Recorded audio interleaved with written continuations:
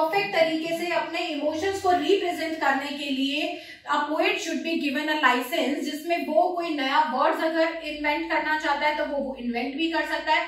पुराने वर्ड जो यूज में नहीं है उनमें से कोई वर्ड यूज करके पोइट्री में यूज करना चाहता है तो वो भी कर सकता है, just to bring effect to the poetry, just to bring beauty to the poetry, just to express his emotions in a best way.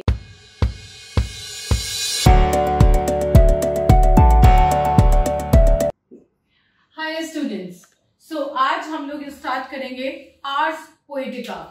Hours Poetica Horace का हमने आज सेकेंड लेक्चर करना है, जिसके अंदर बेसिकली हमें ये देखना है कि what are the suggestions, what are the division which Horace has done in his work Ars Poetica. Now first of all I should ask you what is the meaning of Ars Poetica. Ars Poetica का meaning क्या है? That means art of writing poetry. Art of writing poetry. That is Ars Poetica. अब hours poetica को इसने Horace ने कितने part में divide करा है, क्या इसने बात करी है, क्या उसने आर्ट बताया है पोएट्री राइटिंग का, वो हमें देखना है। Basically he has divided the complete section of poetry into 3 parts. ठीक है, कौन कौन से वो पार्ट होते हैं देखो, हमें भी मालूम है, हमने अरिस्टोटल करा है, तो पोइट्री के अंदर जो पार्ट होते हैं वो आता है सबसे पहले उसका subject matter, that is plot हमने देखा है, थॉट हमने देखा है, लैंग्वेज देखी है, स्पेक्टिकल, जो भी ये सारी चीजें हम इसमें देख रहे हैं वो ही चीजें यहाँ पे हैं, लेकिन इसने उसको पोइट्री को 3 पार्ट में डिवाइड करा है। What are the 3 part? First he talked about poesis. Poesis means the subject matter. Poesis means subject matter. It means he has said that poetry should be written on a very wise topic. When a poet used to choose a topic, when a poet used to select a subject matter for the writing, that should be chosen very wisely. यहाँ पे इसने पोएसिस के अंदर कहा है कि जब भी कोई राइटर अपने लिए एक टॉपिक को चूज करता है तो वो टॉपिक बहुत वाइसली, बहुत सेलेक्टिवली चूज करना चाहिए, अपनी कैपेबिलिटीज को ध्यान में रख के चूज करना चाहिए। तो ये यहाँ पे किन किन चीजों की बात कर रहा है? बेसिकली पोएसिस में इसने ये बोला, choice of topic, consideration of one's capabilities, and third, justification with the theme. किसी के कहने से कोई भी टॉपिक चूज नहीं करना है, जो भी टॉपिक आप चूज करोगे you should choose it on your own. It means choice of topic should be according to the mind and according to the mind and likings of the poet.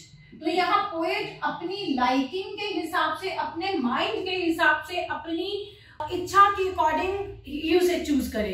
किसी ने कह दिया कि no you have to write a poem on a peacock, तो आप peacock के ऊपर poetry लिखने बैठ गए तो आप वो चीजें उसमें देख ही नहीं पाओगे जो आप अपने मन से पोएम लिखोगे उसमें। तो यहाँ पे choice of topic should be very wise.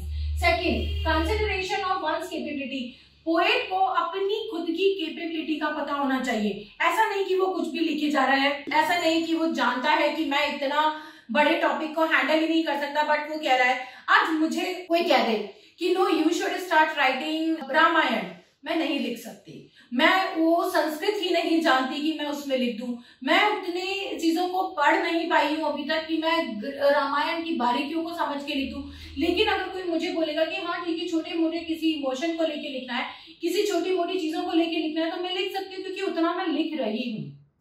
Right अगर कोई जॉन डन को बोलेगा कि पैराडाइज लॉस्ट लिख दो और कोई मिल्टन को बोलेगा कि मेटाफिजिकल पोइट्री में टिकनम गार्डन लिख दो, तो क्या वो लिख सकते हैं? नहीं, दोनों ही अपने टॉपिक से जस्टिफाई नहीं कर पाएंगे। क्यों? क्योंकि that is not a topic of their own choice. First, they both are of different capability. एक मेटाफिजिकल पोएट है, एक पॉलिटिकल और रिलीजियस पोएट है, तो दोनों की कैपेबिलिटीज ही अलग अलग है, दोनों के माइंडसेट अलग अलग है।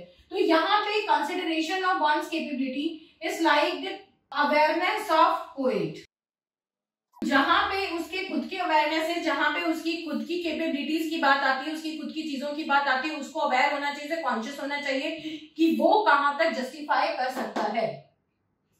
जो भी टॉपिक वो चूज करेगा उसके सब्जेक्ट मैटर को उसके पास इतना मटेरियल होना चाहिए, उसके पास इतने थॉट्स होने चाहिए that he can justify with the theme. So he should be with a handful of the material, handful of the matter to justify the subject of poem। वो जो भी पोएम का टॉपिक ले रहा है उसके साथ वो जस्टिफाई कर पाएगा पूरी तरीके से, उस तरीके का उसे थीम चूज करना है, because he should B handful of the material. उसके पास इतनी चीजें हो, इतनी इमेजरी हो, इतनी इमेजिनेशन हो कि वो उन्हें ढंग से हैंडल कर पाए। That is called poesis. Poesis means now subject matter. Subject matter में क्या आ जाएगा? Choice of the topic should be proper. Consideration of one's capability or his own capability, I should say. Third is justification with the theme. उसे पता होना चाहिए कि वो जो टॉपिक ले रहा है उसके थीम के साथ he is able to justify. उसके पास इतना मटेरियल है कि वो लिख पाएगा, अपने रीडर्स को और खुद को वहां पे जस्टिफाई कर पाएगा। अब जो सेकंड इसके अंदर आएगा that is poeta. What is poeta? Poeta is basically poetic language. Poeta is poetic language. Poetic language क्या होनी चाहिए? जैसा सब्जेक्ट मैटर है उसी के अकॉर्डिंग poetic language उसकी होनी चाहिए। मतलब कि he should not use over flowery language, he should not use extra rhyming or things, he should not make an exaggerated metaphors or something। तो यहाँ पे poetic language के अंदर क्या क्या चीजें आएंगी? poetic language के अंदर आएगा he should be conscious about metaphors, discipline, beauty, rhyme, language। ये सारे पॉइंट्स मैं आपको डिफाइन करूंगी। along with that devices, literary devices. यहाँ पे इसने इन सब चीजों की बात करी। तो metaphors is means comparison, it is not just metaphor, but जो भी वो कंपैरिजंस वहां पे यूज कर रहा है he should be conscious about the comparisons which he is making, that should be according to the subject matter, कि क्या सब्जेक्ट मैटर है उसका, क्या वो कंपैरिजन बना रहा है, क्या कंपैरिजन लिख रहा है, यूज कर रहा है, उसके बारे में उसे प्रॉपर नॉलेज होनी चाहिए। जस्ट लाइक दैट वो नहीं कर सकता। Second, he has to maintain a discipline. कौन सी लाइन लिख रहा है, कौन सी राइम ले रहा है, कौन सा वर्स स्टाइल ले रहा है, पोएटिक स्टाइल क्या है, और वो सब्जेक्ट मैटर के अकॉर्डिंग है या नहीं है। एक ग्रैंड टॉपिक के लिए एक नॉर्मल राइमिंग स्कीम या राइटिंग स्टाइल या जॉनरा नहीं ले सकता। एक नॉर्मल टॉपिक के लिए ग्रैंड एपिक स्टाइल पोएट्री नहीं बना सकता। तो he should know about the discipline and decorum of the poetry.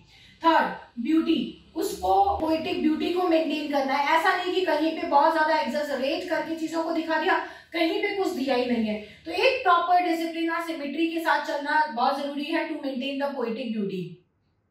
Next, rhyme. Rhyme is very important. इस टाइम पे ब्लैंक वर्सेस नहीं थे, फ्री वर्सेस नहीं थे, तो a poet should follow the complete rhyming scheme. he should know what he is starting with and he has to follow it till the end.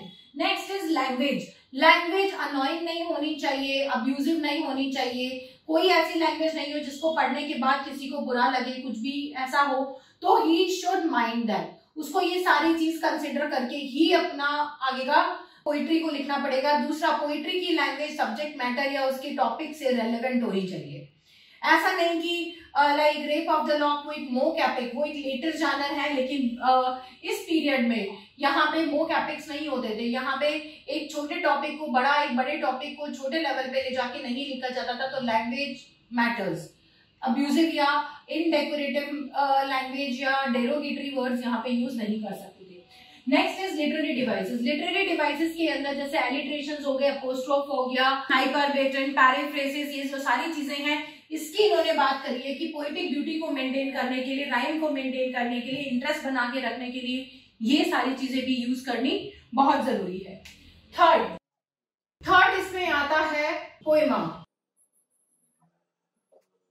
Third is poema. Poema is moral content of the poetry. That is moral content. That should be, इसमें जो conditions उसने रखी हैं वो ये है moral content के अंदर कि जो भी subject matter आप ले रहे हो, फिर उसके बाद आप उसकी लैंग्वेज और बाकी के डेकोरम डिसाइड कर रहे हो, then after that the moral point कि उसमें आप मॉरल क्या देना चाह रहे हो, that should be very clear. Idea behind the subject should be clear. Idea behind the subject should be clear. Second, moral of the poem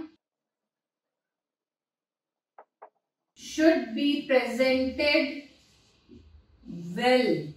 अच्छी तरीके से उसको प्रेजेंट किया हुआ होना चाहिए. ऐसा ना हो कि जो सब्जेक्ट मैटर है या जो उसका आइडिया है, कि idea behind writing the poem वो क्लियर ही नहीं है कि क्यों लिखा है, क्या लिखा है, कुछ पता ही नहीं है. उसके बाद मॉरल ऑफ द पोएम, कि पोएम का मॉरल क्या है, उसको लिखने के पीछे का मोटिव क्या है वो ही नहीं पता हो, तो that should be clear. And moral should be simple and relevant to the readers. अब पोएम जो भी लिखी है इसने, चाहे वो सटारिक है, चाहे वो मॉरलिस्टिक है, चाहे वो कॉमिक है, ओड है, बैलेड है, कुछ भी लिखा हुआ है, लेकिन उसके पीछे का जो मोटिव है, उसके पीछे का जो सेंट्रल आइडिया है, मॉरल है, that should be relevant to the readers. वो रीडर से रिलेट करता हुआ होना चाहिए, रीडर्स को उसके बारे में पता होना चाहिए, वरना वो कभी भी इन चीजों से रिलेट नहीं कर पाएंगे और पोइट्री को लाइक नहीं करेंगे. तो this is the idea which he has given in Ars Poetica. तो उसने 3 पार्ट में पोइट्री को डिवाइड किया, पोएसिस, पोएटा एंड पोएमा. बट इसके अलावा उसने और क्या डायरेक्शंस दिए. First let me rub it, और उसके बाद मैं आपको बताऊंगी कि उसने पोइट्री के कौन कौन से डायरेक्शंस दिए हैं. एक अच्छी पोइट्री लिखने के लिए, एक अच्छा पोएट बनने के लिए कौन से डायरेक्शंस दिए हैं वो हमें यहाँ पे देखने हैं. ठीक है. नाउ इन सब चीजों के अलावा यहाँ पे इसने और किस किस चीजों के बारे में बात की है या इसने क्या इंस्ट्रक्शन दिए. सबसे पहले now let's start with his instructions. His instructions to poets. ठीक है, इसने इन 3 में डिवाइड करने के बाद क्या क्या इंस्ट्रक्शंस दिए. सबसे पहला instruction, a poet should keep the poetry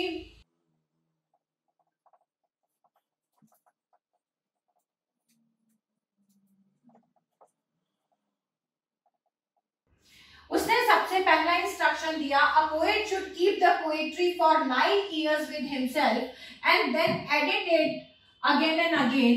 After 9 years, when the poetry will come, it will be a masterpiece. So to make a poem a masterpiece, a poet should keep a poetry at least for 9 years with him and edit it by himself. क्योंकि खुद की maturity के साथ जब वो बार बार उसे edit करेगा और रीड करेगा तो वो खुद ही पॉइंट आउट निकालेगा. इससे एक पोएट भी मास्टर बनता है और एक पोइट्री भी मास्टरपीस निकल कर आती है. Second instruction, avoid एलिट्रेशंस.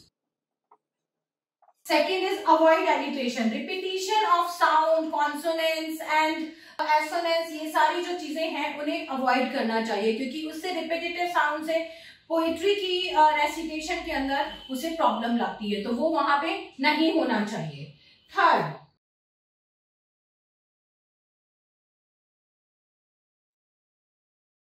Avoid the use of over decorative language.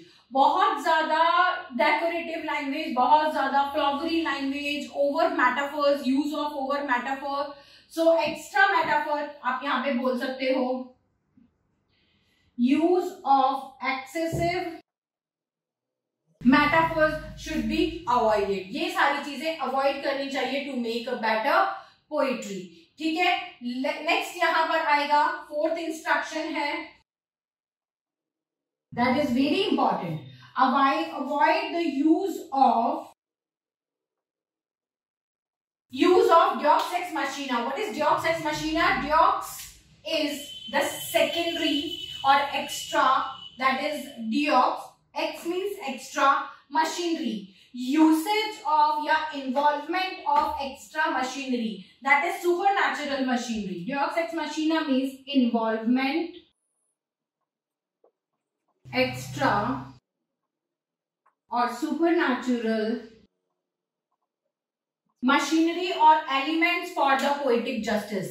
तो पोएटिक जस्टिस के लिए किसी भी तरीके की एक्स्ट्रा या ओवर मशीनरीज के यूज को उसने अवॉइड करने की बात करी है कि that should not be there in poetry. जहां तक हो सके इस मशीनरी को, सुपरनैचुरल एलिमेंट्स के यूजेस को अवॉइड करना चाहिए। ठीक है, देन इसके बाद नेक्स्ट आता है fifth, avoid unrhymed paragraphs, unrhymed lines. जो लाइन सिमेट्री में या प्रॉपर राइमिंग स्कीम में ना हो, किसी में कुछ आ रहा है किसी में कुछ आ रहा है, वहां पे अभी तक इसका नाम नहीं दिया गया था, तो इस तरीके की अनराइम्ड लाइन्स को अवॉइड करना चाहिए। The poetry should be in rhyme, तो दैट इज अनराइम्ड लाइन्स और डायलॉग्स। डायलॉग्स में लिखी हुई चीजों को अवॉइड करना चाहिए। ये 5 इंस्ट्रक्शन उसने यहाँ पे दिए हैं पोएट्स को। अब इसके अलावा यहाँ पे और क्या आता है, इसके अलावा जो चीज आती है, what kind of terms he has given, तो यहाँ पे इनकी कॉइनेज भी आती है कि इन्होंने कौन कौन सी टर्म कॉइन करके लोगों को दी है। Let me rub it. अब आता है यहाँ पे हिज टर्म्स, इन्होंने कौन कौन सी टर्म्स अपने इसके अंदर कॉइन करके लोगों को दी है या पोएट्स को दी है, रीडर्स को दी है। तो यहाँ पे इनकी टर्म्स में फर्स्ट टर्म आती है पर्पल पैसेस। पर्पल पैसेस, पर्पल पैसेस का मतलब है ओवर पर्पल पैच या ओवर फ्लावरी लैंग्वेज।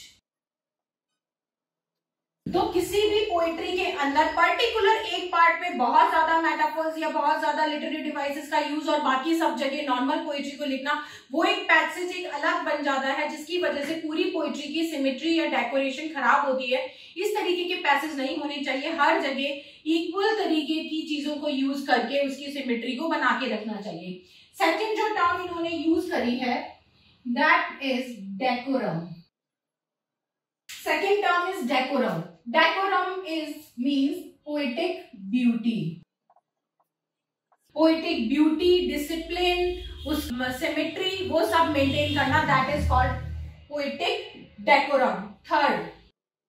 Third इसके अंदर आता है poetic license. Poetic license is giving a license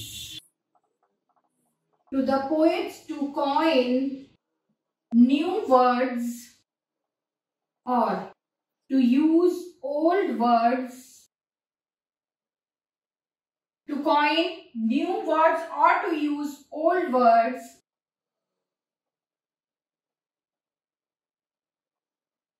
to bring beauty in the poetry or to represent his emotions in a perfect way.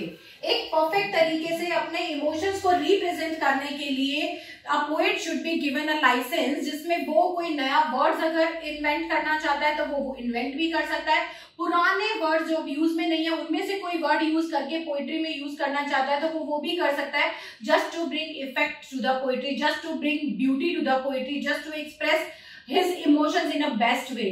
तो वो कुछ भी करने के लिए यहाँ पे ये लाइसेंस पोएट्स के पास होना चाहिए। ये 3 वर्ड्स इनके दिए हुए हैं, poetic license, decorum and purple passes. This is what your Horace and Ars Poetica is all about. Now we are here on the Roman criticism, so we are done with one of the Roman critique. There are Quintilian and Longinus has to go. So after this, in the next video, I will take your Longinus, and that is the most important one because neoclassics and classical writers have taken him in a very serious way. So आगे की criticism को समझने के लिए हमें Longinus और Quintilian को समझना भी बहुत जरूरी है। So stay tuned and subscribe करना मत भूलिए, पूरा वीडियो ध्यान से सुनना मत भूलिए। एक एक चीज इंपॉर्टेंट है। आप लोगों को यहाँ पे मैं पढ़ा के सीरियसली बहुत खुश हूँ और आप लोग भी आई थिंक यहाँ क्लासेस लेके बहुत खुश हो रहे होंगे। तो प्लीज सब्सक्राइब कीजिए, पूरे लेक्चर को ढंग से सुनिए and Just wait for the new one and we are coming with the new topic very soon. Take care. Bye bye.